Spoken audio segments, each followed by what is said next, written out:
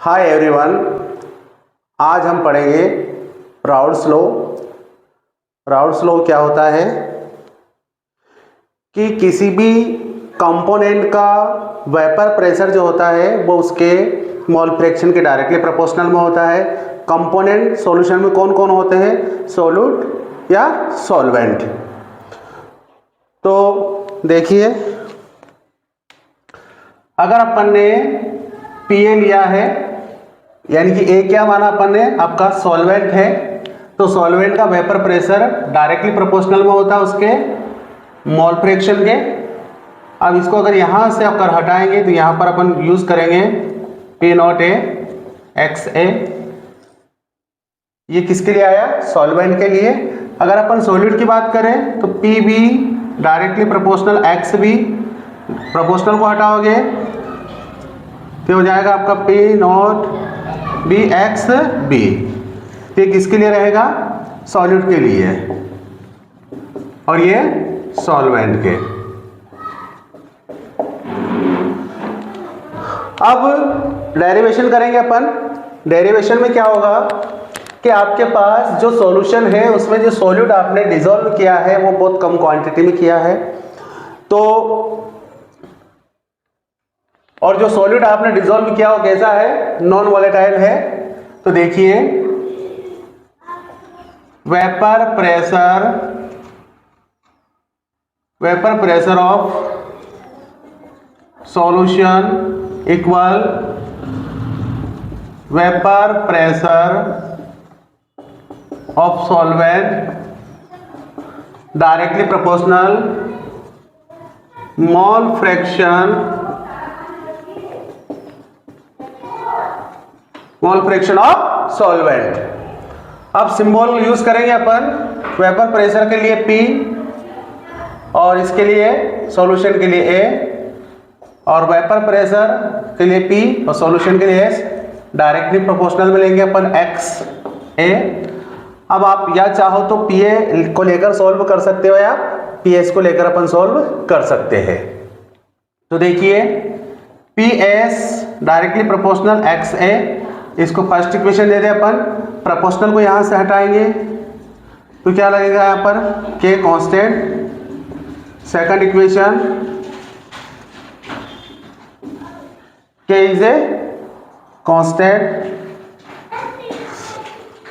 अब आगे क्या करेंगे अपन, अगर आपका जो सॉल्यूशन है या आपका सॉल्वेंट जो कैसा है, प्योर है,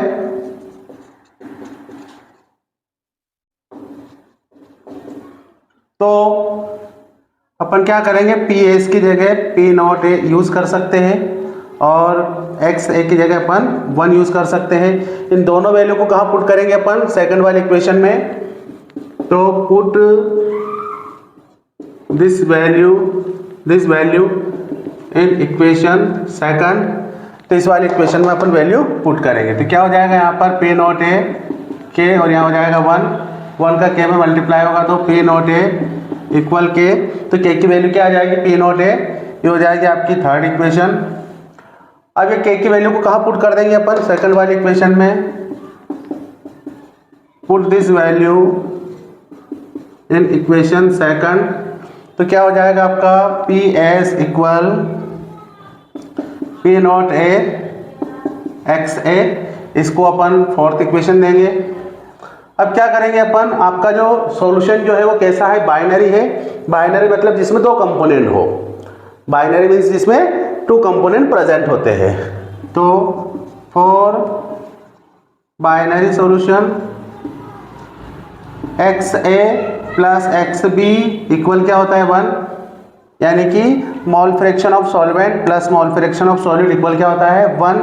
अब यहाँ क्या करेंगे अपन कि एक्स ए को ये रखे और एक्स बी को उधर पहुंचा दे, तो क्या हो जाएगा, एक्स ए इक्वल 1 माइनस एक्स बी। इसको दे देंगे अपन फिफ्थ इक्वेशन। ये जो एक्स ए की वैल्यू जो आई है इसको कहाँ पुट कर देंगे अपन, फोर्थ वाली इक्वेशन में। तो स्क्रीनशॉट ले लीजिए इसका।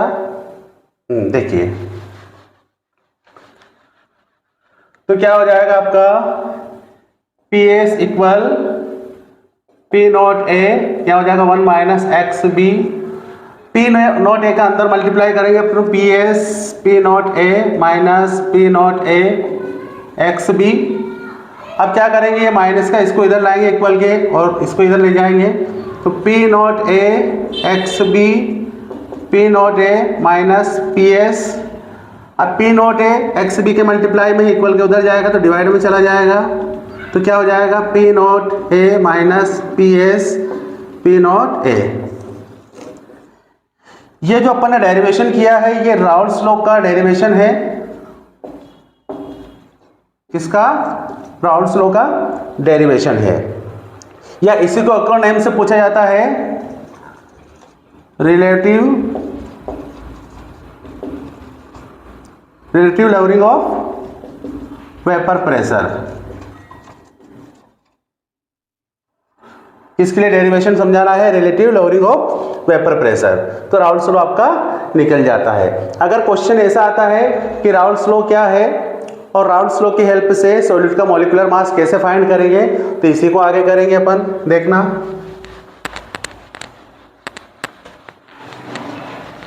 इसी को अपन आगे करेंगे। तो देखिए